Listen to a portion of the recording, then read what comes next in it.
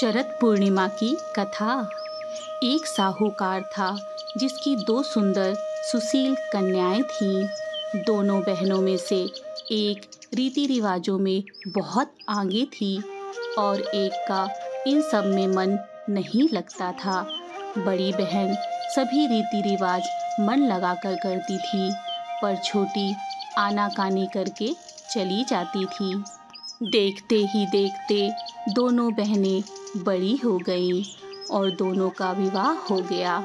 दोनों ही बहनें शरद पूर्णिमा का व्रत करती थी, लेकिन छोटी ने सभी धार्मिक कार्य अधूरे ही होते थे। वो व्रत को पूर्ण नहीं करती थी। इसी कारण उसकी संतान जन्म लेने के कुछ दिन बाद मर जाती थी। दुखी होकर उसने एक महात्मा से इसका कारण पूछा। महात्मा ने उसे बताया, तुम्हारा मन पूजा पाठ में नहीं है, इसलिए तुम शरद पूर्णिमा का व्रत पूरे विधि विधान के साथ करो।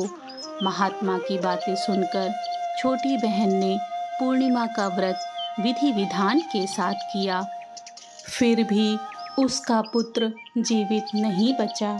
उसने अपने मरी हुई संतान को एक चौकी पर लिटा दिया और अपनी बहन को घर बुलाया और अनदेखा कर बहन को उस चौकी पर ही बैठने को कहा।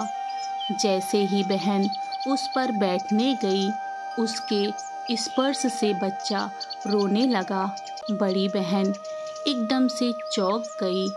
उसने कहा, अरे तू मुझे कहाँ बैठा रही थी? यह तो तेरा लाल है, अभी इसे कुछ हो जाता तो?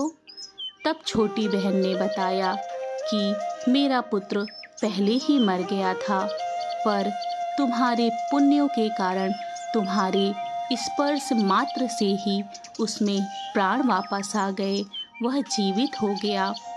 उसके बाद से प्रतिवर्ष सभी गांववासियों ने शरद पूर्णिमा का व्रत पूरे विधि विधान के साथ करना शुरू कर दिया। बोलो लक्ष्मी नारायण की जय।